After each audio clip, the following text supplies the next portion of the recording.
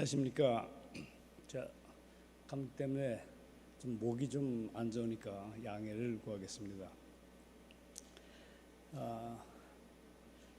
총강이라고 되어 있는데 오늘 강의를 담당한 진성배입니다.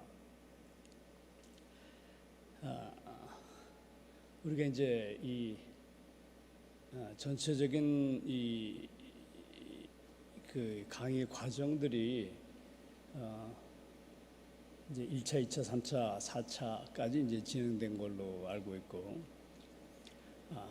그다음에 대부분이 이제 새로 이제 접촉한 그런 어른도 계시겠지만, 또 이제 중심적으로 이제 참석하시는 분들이 또 있으실 것 같아서 강의의 개요나 내용들을 적어도 기본적인 이 명칭이 이제 총강이기 때문에 기본적으로 우리들이 기초적으로 알아야 될 부분들을 적어도 한 60% 정도는 설명을 드려야지 나중에 이제 연장되는 그런 강의 내용들이 또 논리적으로 연결될 수 있기 때문에, 그래서 오늘도 그런 어떤 퍼센테이지를 꼭 그렇게 이제 설명할 수 없지만은, 하여튼 제너럴하게 전체적으로 우리가 신통일학론에 대해서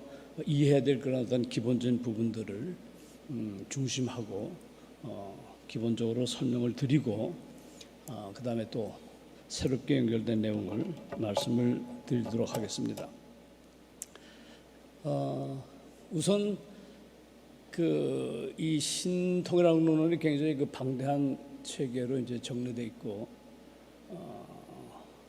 이제 곧 이제 출판이 됩니다. 그래서 세계본부와 좀 의논을 해서 여러 가지 판명이라든지 또는 이제 보급 할 수 있는 어떤 대상이라든지 이런 것들을 정해서 우리가 이 시대에 소위 세계본부와 또 한국본부가 갖고 있는 가장 이론적인 기초로서의 어떤 그런 서적이 출판된다는 것을 우선 기쁘게 생각하고, 또 전달되는 모든 이 소위 강의 내용들은 그것이 1시간짜리든 3시간짜리든 그것이 이제 일종의 항상 제가 말씀드리지만은 내용들을 여러분들이 참조하고 훈독 강의하는 형태로 정리가 됐기 때문에 누구든지 처음에 이 자리에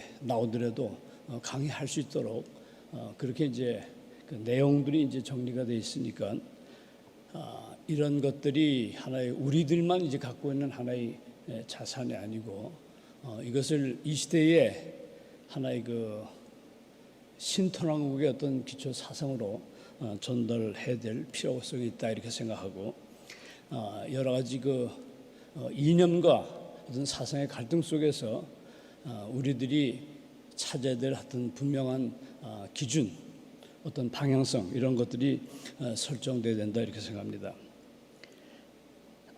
지난번 평화 포럼도 남북의 자유민주주의와 주체 사회주의 갈등, 남북 사상의 뿌리인 기본적으로 관념론과 유물론의 갈등을 다루는데, 이 관념론 유물론은 추격해서 보게 되면 정신이냐 물질이냐 또는 마음이냐 몸이냐는 그러한 문제로 환원될 수 있습니다.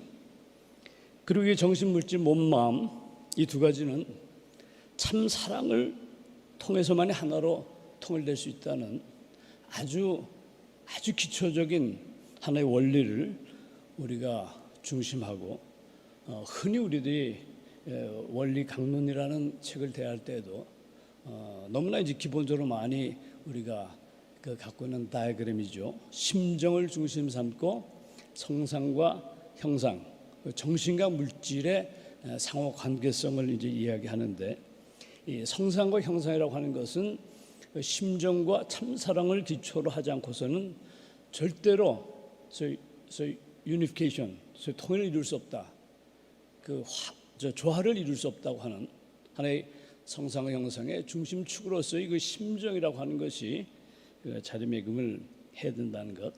그것은 이제 참 사랑이라고 이제 표현할 수도 있겠습니다. 따라서 이 남북의 두 체제라고 하는 것은 크게 보게 되면 그 관념과 저희 유물이 서로 대립하고 있는 그런 것이고, 이것을 해결할 수 있는 길은 심정이라고 하는 그런 개념, 그다음에 심정 사건이라는 개념이 없어서는 안 된다. 참 이건 굉장히 그 담대한 또 대담한 하나의 그 진술입니다. 우리가 흔히 쉽게 그냥 그저 그럴 것이다 이렇게 당위적으로 우리가 받아들일지 모르지만은 사실 이런 어떤 원리의 그 어떤 논리를 우리가 현실적으로 적용시키고 그 다음에 이런 것들을 그 현실화시켜 나가는 과정에서 과연 그런 기본적인 이론 체계가 논리 체계가 현상적으로 그것이 걸맞느냐, 그것이 적용되느냐, 그것이 소위 그 응용 가능하냐 안 하느냐 이런 문제들이 제기될 수밖에 없습니다.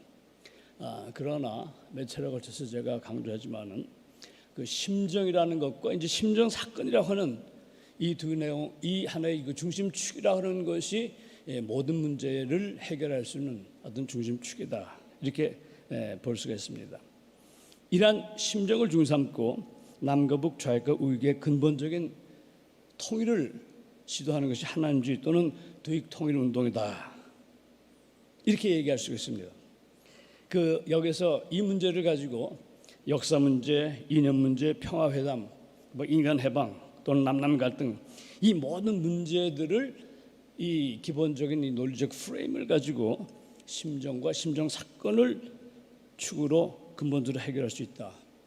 이러한 어떤 담대한 어떤 그 가설을 일단 설정해 볼 수가 있고, 그래서 심정 사건이라는 것이 이제 그 여러분 처음 생소하게 들을지 모르겠지만 심정 사건은 한평생 평화운동을 전개해 주신 문선명 한학자 선생님의 그 참사랑의 삶이라 그럴까요? 참사랑의 사건, 그 심정의 소위 체 또는 인카네이션 뭐 이런 쪽으로 이제 설명할 수가 있습니다.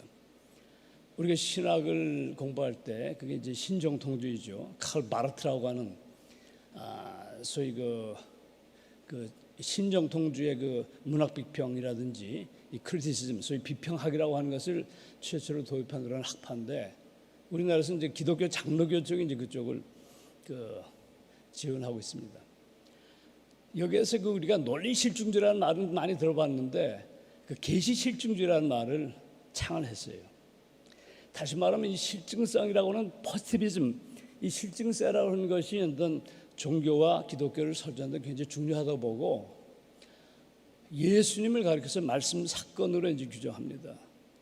그러니까 예수님이라고 하는 것이 그냥 설화적이고 신화적인 어떤 소설적인 인물이 아니라 역사의 한 사건으로 등장한 것이고 말씀이 인카네이션 돼서 역사를 변혁했다고 하는 그런 측면에서 말씀 사건이라는 것이 이제 신정통주의 그 신학의 가장 핵심적인 개념입니다. 근데 저는 이 소위 문선명 한학자 총재님의 삶과 생애라는 것, 이것은 그야말로 심정 사건으로 규정하고 소위 말씀이 완성된 것이 아니라 심정과 참사랑이 완성된 그런 하나의 그 역사적 사건이라는 그런 측면에서 또 그 문천재 이 두 양이분이 제시했던 심정이라는 개념이 일단 최초로 말씀하시고 최초로 이제 선포하셨기 때문에 그 양이분이 안 계셨으면은 도대체 이 이성성상 성상의 형상이 서로 통일될 수 있는 어떤 중심축으로서 심정하는 개념 자체가 이제 지구상에 등장할 수 없었기 때문에 심정이라는 개념과 심정 사건이라는 개념은 동일한 것이라고 생각합니다. 제가 문선명 총재님 생애 시에 그 역사 편찬 위원회를 맡아서 한 10년간 제가 심을 했습니다. 그래서 제가 이제 엉겹결에 우리 문 총재님에게 역사의 기본 원리가 뭡니까? 이렇게 제가 물어본 적이 있었어요. 아주 당돌하게 물어본 적이 있었는데 뭐 거리낌 없이 즉석에서 역사의 원리는 심정이다 한마디로 말씀해 주신 것을 제가 참 마음속에 굉장히 깊게 생각합니다. 역사 해석에 있어서 심정을 역사 해석의 축으로 삼는다는 것은 상상 못하잖아요. 뭐 진보사관이니 뭐 섭리사관이니 뭐 유물사관이니 여러 순환사관 이런 여러 사관도 있지만은 결국 역사 해석의 어떤 원리를 심정으로 삼는다고 하는 것은 상상을 못했는데, 적어도 이 두 양이분께서는 심정이라고 하는 것을 모든 이론과 모든 사상의 기초로 두고 하신다고 하는 거. 자, 그런 면에서 여기 뭐 유튜브에서 여러 가지 시사적인 내용이라든지 많은 그 지식들을, 많은 강의를 들을 수 있겠지만은 이 남북 통일에 대한 대안을 이 자리에서만 들을 수밖에 없는 그러한 어떤 입장이 바로 심정이라고 하는 문제 때문에 그렇다는 것을 말씀드리고, 그런 면에서 여기 참석하신 여러분 대단히 행복하시다, 이렇게 볼 수가 있습니다. 이 신통이라는 게 하나님주의는 그 우리 민족의 뿌리 단군이 세운 고조선의 그 경천 사상, 홍익 사상, 광명 사상으로 돌아가는 운동입니다. 따라서 이 신통은 한국의 그 건국 이념을 우리 애천 애인 애국 이념으로 설정할 수가 있습니다.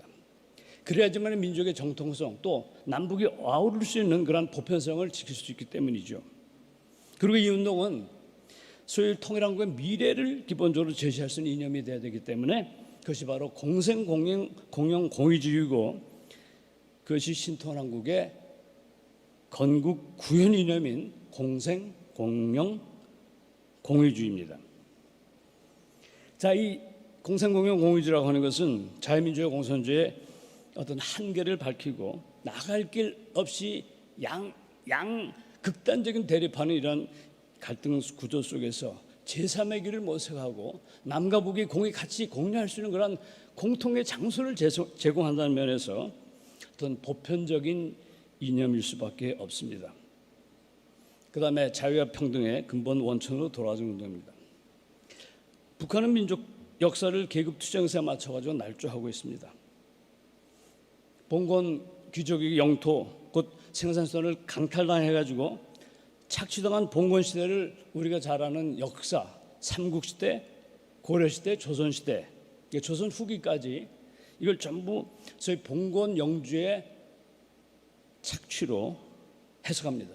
자본주의 사회는 자본가된 노동자를 착취한 그러한 어떤 계급사회이기 때문에 마침내 이 자본주의 사회의 필멸의 법칙에 의해서 공산혁명을 통해서 공산사회가 도래한다. 아직도 혁명 과정에 있죠. 자, 그런데 우리가 우리나라의 역사를 보게 되면 그렇습니까? 수나라, 당나라, 빅맨, 대군, 북방의 거란, 여진, 몽고, 남방의 그 일본, 이런 약 930회 되는 어떤 외침을 받고도 민족의 생존을 유지하고 하나의 역사를 자랑하는 그런 자리에 서 있어요. 하나님 모아서 우리나라 만세예요. 민족의 운명을 지켜온 순환 극복사가 바로 한민족의 역사였다, 이렇게 볼 수 있습니다. 이러한 소위 대한민국의 역사 속에 어느 한 곳도 계급투쟁 역사라고 하는 것을 예를 찾아볼 수가 없어요. 그 예 자체가 없습니다. 따라서 남북이 대치하고는 38선이라고 하는 것은 이건 단순히 군사적 대치선이 아니고 공산민주, 관념론과 유물론, 유실론과 무실론, 이 대립하는 일종의 선악의 가치관의 대치선이고, 민족 투쟁사라고 하는 것은 계급 투쟁사가 아니고 선과 악의 가치관의 투쟁사다, 이렇게 이제 소위 한국의 민족 역사를 규정할 수가 있습니다. 흡수 통일이냐 연방제 통일이냐 평화에 대한 문제가 거론되고, 우리가 그 평창에서 이제 남북 회담을 했다든지 북미가 싱가포르, 하노이 이런 여러 가지 평화 비핵화 회담을 통해 가지고 우리나라의 어떤 평화 통일의 어떤 방향을 제시하고 있는데, 이 마지막 회의가 하노이 회담이죠. 여기서 그 폼페이오는 하노이 회담이 끝난 다음에 한마디로 이 모든 평화 회담은 첫 발도 떼지 못한 상태에서 끝났다, 이렇게 규정하고 있습니다. 이것은 소위 남과 북의 또는 미국 북미의 어떤 비핵화된 기본적인 정의, 데피니션이 문제가 된다는 겁니다. 왜 이 데피니션이 어떤 정의에 대한 문제가 될까요? 왜 그렇겠습니까? 이것은 현실적으로 서로 딜을 하는 그런 과정이 아니고 근본적으로 이 딜의 배경에는 생존을 건 치열한 어떤 운명적인 싸움이 걸려 있고, 이것을 우리는 소위 숨은 이데올로기라고 얘기합니다. creeping ideology라고 얘기합니다. 소위 이 이데올로기라고 하는 그런 기본적인 것들은 궁극적으로 생사를 건 생존의 싸움이기 때문에 이런 비핵화 문제는 간단하게 해결되지 않고 결국 미국의 비핵화는 북한의 완전한 핵무기 폐기죠. 근데 북한의 비핵화는 그게 아닙니다. 한반도 비핵화예요. 그러니까 한반도에 있는 전략 핵무기를 철수하고 미군 철수하라는 게 그때 비핵화가 됩니다. 그러니까 비핵화라고 하는 개념, 평화라는 개념 자체가 철학적으로 다르단 말이에요. 이데올로기적인 입장에서 다르다. 그 개념 자체가 다르다고 하는 그런 입장에서 결국 한 발도 떼지 않고 50년 동안의 모든 평화회담, 비핵화회담이라고 하는 것은 도로함이 타불이 될 수밖에 없었다. 이렇게 이제 볼 수밖에 없습니다. 계급혁명과 한반도 주체화를 주장하는 북한의 평화라는 것은 위장 평화의 성격을 띨 수밖에 없어요. 그다음에 남한의 문재인 정부는 어떤 면에서는 김정은의 마음의 평화가 달려있는 것처럼 행동합니다. 이 평화 상대주의적인 남의 눈치와 주변의 여건을 통해서 평화를 정착시키려고 하는 전쟁 없는 상태를 어떤 평화로 이해하는 그런 어떤 평화론, 상당히 나이브하죠. 굉장히 그 상대적인 그런 평화 이해를 하고 있다고 볼 수 있습니다. 그러나 남북의 통일이라는 것은 진정한 평화 본질주의에서만 이루어질 수 있고, 그 평화 본질주의 입장이 바로 심정의 사건, 단적인 예가 평화운동을 하시는 문선명, 한학조 총재님, 양해분의 생애와 삶, 평화운동을 우리가 보게 되면 그 안에서 평화의 본질, 평화의 원천, 평화의 가장 근본적인 하나의 본질을 우리에게 이해할 수 있습니다. 이런 어떤 어프로치, 이런 기본적인 접근 방법을 누리는 평화 본질주의라고 그렇게 규정할 수 있습니다. 이 얘기는 김진명 그 유명한 그 무궁화꽃이 피었습니다라는 어떤 한국의 최고의 그 작가죠. 그 작가 예언이라는 그런 잘 기술됐고, 이것은 단순히 소설이 아니고 공산주의 멸망 배후에 문선명 한학자 총재님이 평화 본질주의가 결정적인 역할을 했다고 하는 것을 소설 형태로 쓴 겁니다. 꼭 일독을 한번 해보기를 간절히 바랍니다. 이 소설 내용을 보게 되면 저도 이제 미국의 보스턴을 방문하고 그 현장을 제가 방문한 적이 있었는데, 이것은 미국 CIA가 공식적인 기록에 의해서 확인된 사실입니다. 1987년 11월 달에 적군파 25명을 미국에 파견해서 문 총재를 암살하려고 했던 사람이 그 당시 소련의 서기장이었던 소위 고르바초프였습니다. 이 고르바초프가 이건 여러 가지 이제 스토리가 많기 때문에 이야기를 다 할 수 없지만, 하여튼 우연히 이제 모스크바의 대회에서, 언론인 대회에서 두 거두가 만나가지고 레닌 동상 철폐라든지 소위 종교 자유 같은 것들 일단 요청했고, 문 총재님이 그다음에 소련 청년들 3,000명, 나중에 2만 3만 명을 이제 미국에 데려다가 순공 교육을 시킵니다. 그래가지고 그런데 이제 고르바초프의 개혁과 개방에 이제 반대했던 그 군부 또는 KGB가 이제 역구대타를 일으키잖아요. 이때 이제 탱크 앞에서 들어놓아가지고 결국 이 군부 구데타를 막았던 청년 중에 많은 청년들이 문 총재님에게 직접 미국 와서 교육받았던 3만 명의 청년들이 대다수였다, 이렇게 볼 수 있습니다. 그래가지고 옐친 혁명이 성공하게 되고 고르바초프가 미네타 섬에서 풀려났어요. 그래가지고 나중에 소비에트 연방 체제가 끝난 다음에 고르바초프가 한 총재님이 양해분 살고 계시는 한남동 저택에 방문합니다. 개인 자격으로.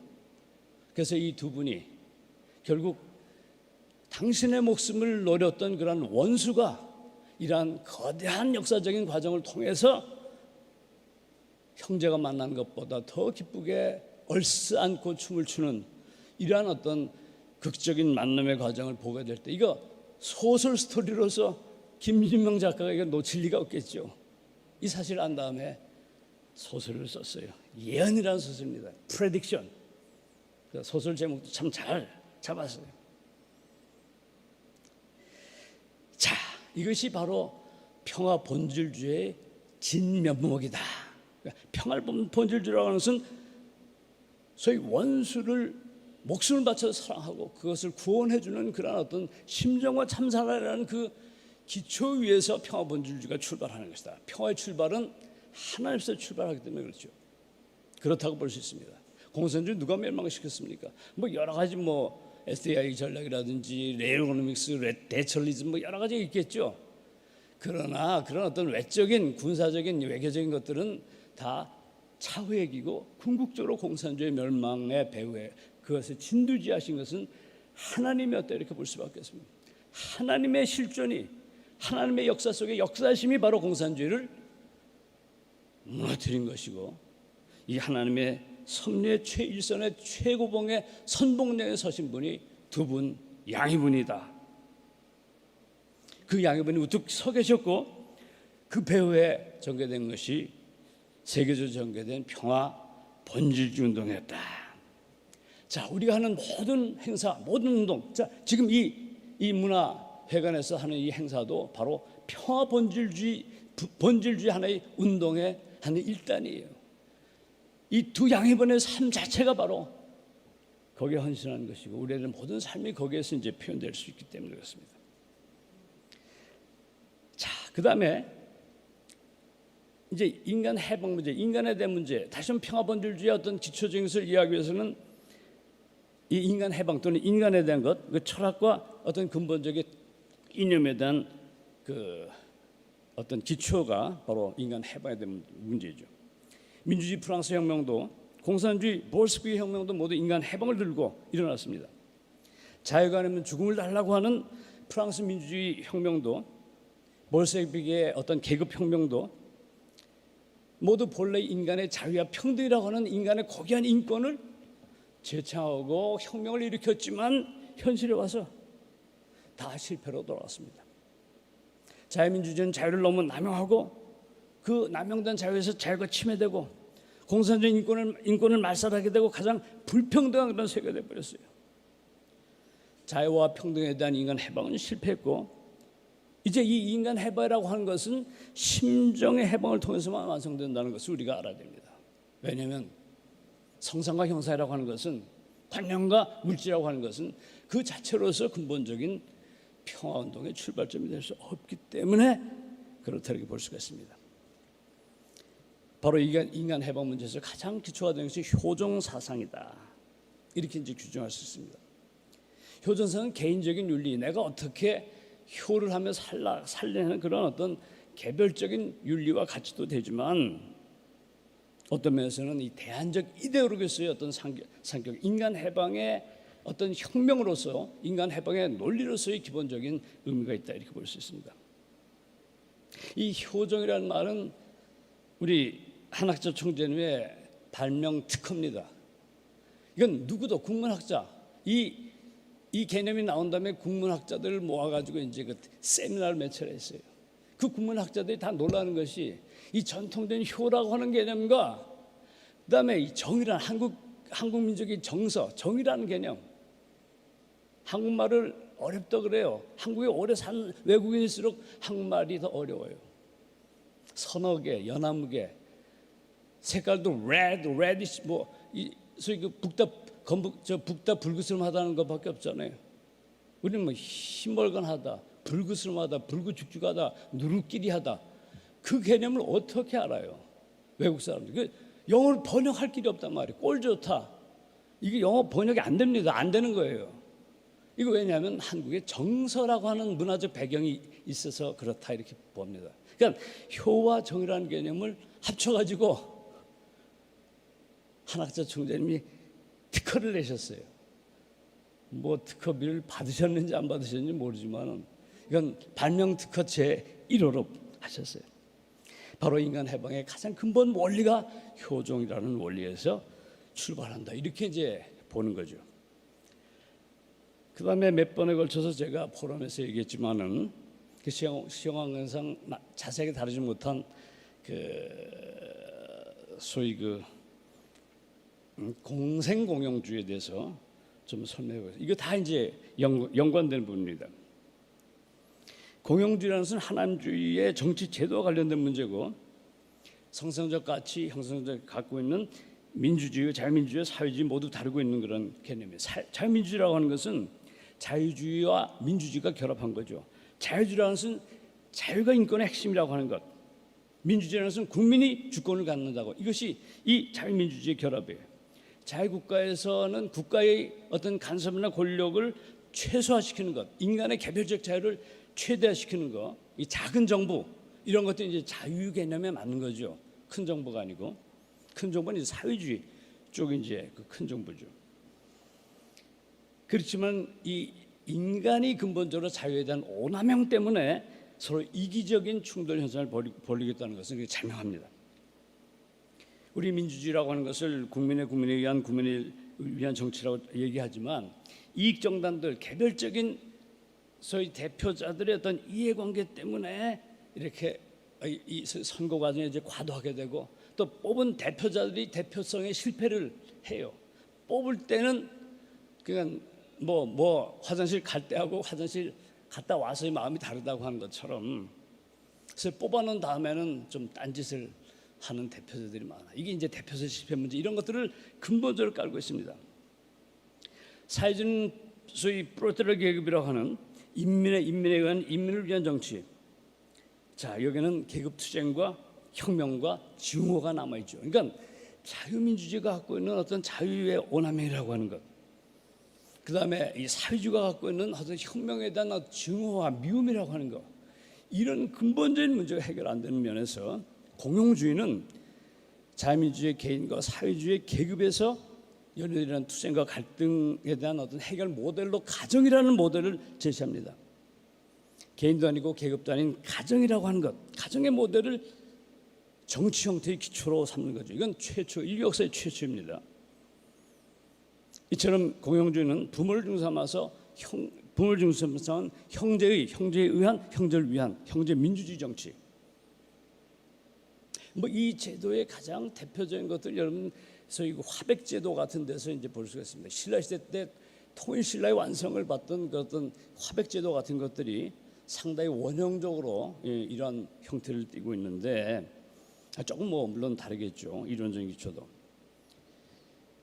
그래서 이 민주주의가 갖고는 당파성을 이루는 과도한 선거, 위임된 대표자 대표성 실패, 다수결에 따라서 독점하는 독점 민주주의, 이런 어떤 파생되는 오염을 막을 수 있는 그런 제도로서 공용주의를 제시할 수 있습니다. 이 경쟁을 하되 과도한 경쟁을 배제하고, 그 다음에 경쟁된다 승복하고, 그 다음에 이런 모든 어떤 대표성을 최대한도로 일단 증진할 수 있는 선거를 기반으로 하되 추천과 추첨이라고 하는 절차와 과정을 통해서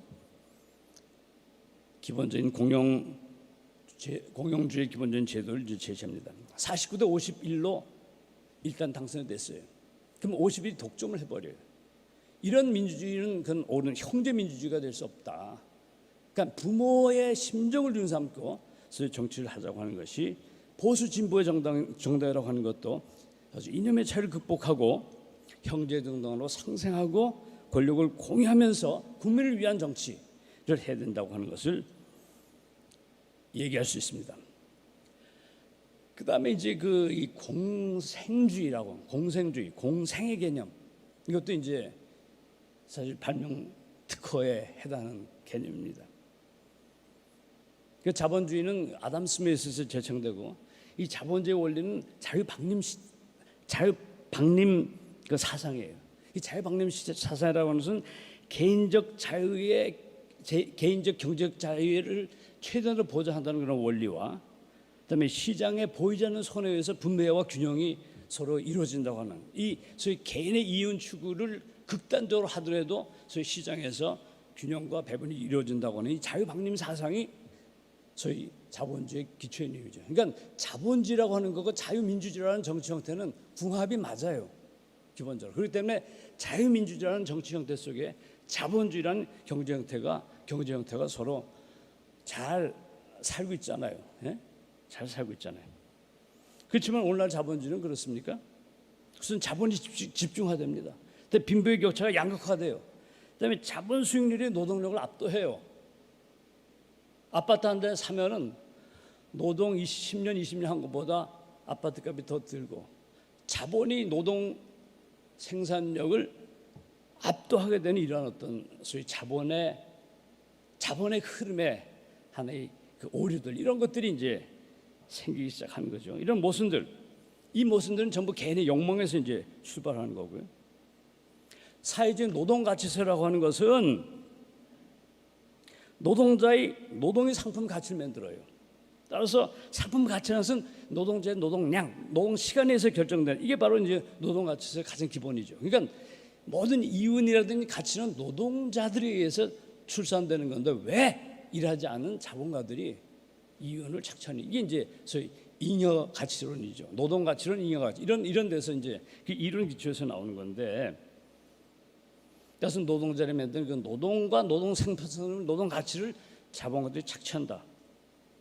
노동은 노동자의 목이고 소유는 또 소대로 하니까 노동과 소유가 소외된다. 이게 갈라진다고 하는 것이 소위 마르크스 이론의 가장 기초 이론입니다. 이때 가장 많이 수탈당한 자가 소위 탈환을 해야 되기 때문에 이 증오를 가지고 자본가들을 타도해야 된다. 이것이 이제 소위 마르크스 혁명의 가장 기본적인 이론 아닙니까? 이런 자본주의 시장이 갖고 있는 모순들 또는 사회주의 노동 가치세가 갖고 있는 이런 모순들을 무엇이 어떻게 해결할 수 있느냐? 이 공생주에서 그 가장 기본적인 해답이 나온다는 겁니다. 그러니까 가도 갈 데가 없는 꼭 막힌 그런 소위 테러가 없는 그런 막다른 골목에서 그 길을 제시해주고 제3의 길을 통해서 자본주의와 사회주의가 공유할 수 있는 그런 그것이 기본적으로 가장 중요한 어떤 이념의 기초다 이렇게 볼 수가 있습니다. 저게 남은 시간을 얘기하는 것 같은데,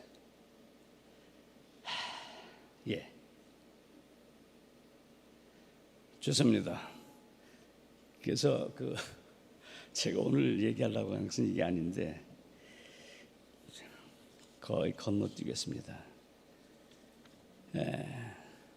제가 오늘 좀 말씀드리려고 하는 것은 하늘 부모님 성회를 중심 삼아서 이제 남남 갈등, 이 종교 통일, 양심 세력들을 중심 삼아서 신 3.1 운동의 가능성 이런 것들을 제가 이제 검토해 보려고 제가 잔뜩 정리를 해왔는데 또 역시 이제 시간 조절에 실패를 했습니다. 아니 실패하더라도 저는 끝나자마자 퇴각을 하니까 염려하지 마십시오. 일단은 그렇지만 전달할 수 있는 내용을 다 전달 못해서 좀 아쉽긴 하지만은 하여튼 남은 시간에 최선을 다하겠습니다. 2020년 5월 8일 날 한학자 총재님께서 하늘부모님 성회를 발표했어요. 하늘부모님 성회라서는 한 분 하나님 아래 하나 인류 대가족이라는 이상세계를 실현하는 것이고, 이 큰 하늘부모님 성회라는 우산 아래서 세계 종교가 하나 되고 정치인, 학술인, 언론인, 종교인, 경제인, 예술인 모든 단체가 하나 되자고 하는 그러한 하나님을 삼은 인류 대가족의 모델을 기본적으로 제시한 것이 하늘부모님 성회다. 그러니까 하나님은 인류의 참부고 바로 하나님은 한 분 하나님이시다. 따라서 종교와 교리의 신이 아니라 인류의 양심을 통해서 지향한 궁극적인 원인자, 궁극적인 실제, 그 한 분 하나님에 대한 것. 따라서 국경, 인종, 종교, 계급을 초월해서 인류를 하나로 묶을 수 있는 구심점이 바로 한 분 하나님이고, 하나님이 한 분이기 때문에 종교도 하나다라고 하는 이런 담대한 가설을 지금 설정해 보는 겁니다. 어떤 종교는 인격적인 하나님을 주장하고 다른 종교는 비인격적인 진리를 주장하지만 모든 종교가 추구해온 궁극적 실제는 하나고 한 분 하나님이다. 모든 종교의 출발점이 바로 한 분 하나님에서 비롯되기 때문에 이처럼 종교의 목적은 한 분 하나님 아래 온 인류가 한 가족 한 형제가 되는 그것이 바로 이상이고, 따라서 종교는 하나다. 3.1 운동이라고 하는 것을 한번 돌이켜보면은 신분과 계급, 이념과 종교를 뛰어넘은 온결하게 일으킨 최초의 민주운동이에요. 이건 체계적인 지휘부도 없었고 민족 전체가 자발적으로 참여했어요. 그래서 한반도를 불태우는 운동이었습니다. 제국주의 무력 통치 앞에 자주독립이라고 하는 가능성은 0%예요. 불가능한 전무한 그런 상황 속에서 일제의 총칼로 무차별 탄압을 받는데도 간디가 본받았다고 하는 소위 무장평화주의 운동. 한 목격자는 이렇게 얘기합니다. 문용기에 왼손에 태극기를 들고 만세를 부르다가 일병의 총검에 왼팔을 입고 오른손에 태극기를 들고 만세를 부르다가 오른팔도 잘려나갔다. 일경들은 여학생을 밤새 성폭행하고 교회 교인들을 몰아서 불질러 죽여버렸다. 이게 이제 실질 목격담이에요. 그런 포갑에도 요한의 불처럼 번져 서울, 만주, 블라디보스토크, 멀리 미주까지 만세운동에 퍼졌어요. 현대에서 찾아보기에는 놀라운 기적이에요. 그러니까 기적의 혁명적인 운동이었습니다. 이 기적을 주도한 운명의 여신이 누구일까? 잔다르크일까요? 이 여신. 최남선이 작성한 독립선언서, 그다음에 천도교인 선병희의 글을 보게 되면 천도교인이 16명, 그다음에 정주 오산학교를 설립하신 이승훈 등 기독교인이 15명, 한영원 등 불교 2명, 모두 30인의 민족대표, 종교대표가 서명 날인했어요. 정치운동을 시작한 3.1운동은 성공하지 못했어요. 오직 영성운동으로서의 종교적 대망 메시아니즘만 남게 됐습니다. 이 운동을 전개한 평안도 지방의 기독교는 종교적 힘을 통해서 독립을 쟁취하려는 굉장히 현실적인 그 신앙을 갖고 있었습니다. 천도교는 그들의 조직과 독립운동 경비를 조달하는 아주 큰 일을 맡았어요. 천도교 창시자 최재훈은 하느님이란 초월적이면서도 내재적인 인간과 더불어 살고 계신 그 기독교의 초월적 하나님과는 다른 이 한국적인 그런 하나님이에요. 천지인 하나님입니다. 이런 인격신을 믿었습니다. 이 신통하게 신과는 3.1운동을 주도했던 기독교의 메시아니즘을 완성하고 천주교의 시천주 사상을 새롭게 해석하고 완성하는 그런 신관이에요. 하늘보님 당신, 3.1운동 당시나 이 신통일 시대 지금 당신은 똑같이 한 분 하나님이고 종교가 하나라고 하는 명제가 통용된다, 이렇게 볼 수가 있습니다. 왜냐하면 인간사의 가장 궁극적이고 가장 현실적인 그러한 주제가 바로 하나님의 존재이기 때문에 그렇습니다. 마르크스는 기독교의 신, 스스로 운동하는 정신 대신에 스스로 운동하는 물질을 내세웠어요. 그 무신론적 신관으로 종교를 아편이라 공격하고 전투적 유물론을 내셨습니다. 북한의 주체 사상은 김일성 수령을 운명의 구세주요 영성의 부여자로 제시하고 있습니다. 신이 죽었다는 기막힌 이 현실 속에서 신이 우리의 부모님이라고 외치는 사람이 양심편에 선 사람이 아닐까, 이렇게 생각합니다. 비핵화 문제, 평화 문제보다 훨씬 더 무서운 것이 creeping ideology, 숨은 이데올로기입니다. 이 문제를, 이 사상과 이념의 문제를 누가 해결하느냐? 기독교가, 불교가, 어느 정당이 해결할 수 있느냐? 이 문제를 걸고 생존을 걸고 싸우는 한판 승부가 남아져 있습니다. 주체 사상입니까? 공의주의입니까? 한반도의 주체는 김일성이 아니라 인류의 부모신 하나님입니다. 한반도에서 김일성은 거짓 주체고 날조된 신이에요. 주체 사상에 한번 빠지면은, 그 주사 한번 맞으면 평생 거기서 헤어나지 못한다 그래요. 그만큼 무서운 주사를 주체 사상이 갖고 있어요. 공의주의는 거짓 주체인 김일성을 참수하고 주체 사상이 더 이상 지구상에 밟을 수 없도록 고발합니다. 독립선언에서는 이렇게 얘기합니다. 2천만이 모두 마음속에 날카로운 칼을 품고 인류 공통의 가치와 시대의 양심이 정의 군대가 되고 인륜과 도덕이 무기가 되어 우리를 지켜주는 오늘, 어떤 뜻인들 펴지 못하겠는가? 우리는 엄숙한 양심의 명령으로 우리 민족의 새로운 운명을 개척하는 것이지 절대로 해묵은 원한과 일시적인 감정으로 남을 시기하거나 배척하는 것이 아니다. 자, 이렇게 주장하고 있습니다. 있으면 3.1운동은 양심의 해방과 양심 혁명 운동이었습니다. 정치적 해방으로 시작했던 3.1운동은 비폭력 독립으로, 그다음에 인류의 양심을 일깨우는 세계 평화운동으로 발전했어요. 신통하게 하늘 부모님 성에도 양심 해방, 양심 혁명하는 운동입니다. 조선인들의 양심이냐, 포악한 일본 제국주의냐, 자유민주주의냐, 공산주의냐, 자유냐, 평등, 이 한반도 대결, 이 현재 담고 있는 이런 엄숙한 한반도 대결에 누가 양심 편에 서고 누가 반대편에 섰냐는 이런 문제가 요청되고 있어요. 공의자란 양심을 보편적 원리로 삼는 윤리 사상입니다. 양심은 내 속에 깊이 있는 나와 다른 주체이고 양심이라 주체라 말면 비로소 나는 존재할 수 있어. 양심 때문에 존재한다는 거예요. 이처럼 양심은 나의 주체고 양심 속에 임재한 하나님이야말로 주체고 하나님 양심을 통해서 심정의 명령을 전하는 인류의 참부모다. 자, 이 공생공유주의의 공동 소유, 아까도 얘기했지만은 그 다음에 소위 적정 소유, 이 모든 것들이 양심이라는 규제 원리, 양심이라는 근본 원리에 의해서 우리가 어떻게 사느냐 하는 그런 문제예요. 자, 시간이 39초 남았습니다.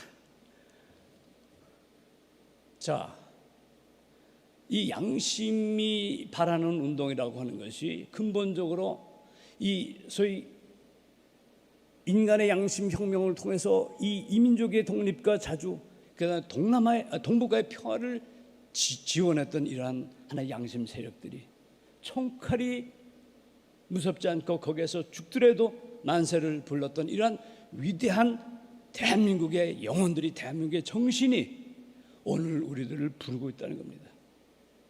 신통일한국이라고 하는 것, 이 양심운동이라는 것은 살아계신 하나님의 심정의 명령이고 하나님의 준엄한 통일한국에 대한 비전이에요.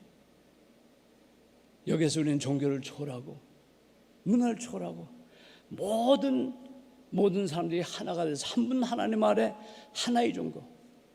이 소위 에큐메니컬 심포지엄 참석한 하와이 대학의 유명한 학자가 우리 사람들이 찔러보면 전부 피가 똑같다는 거예요. 이게 피가 똑같은 인간이 왜 그렇게 서로 미워하는지 모르겠다고 하는 얘기를 하면서 에큐메니즘, 이 두 양이분이 제시하는 종교 통일 운동에 적극 참여하겠다는 얘기를 합니다. 이 모든 종교를 하나로 어우리고 그다음에 인류를 하나로 올려서 신통일 세계로 나가는 신통일학의 어떤 이념이 바로 오늘 우리들이 제시해야 될 이념이 아닌가 이렇게 생각하면서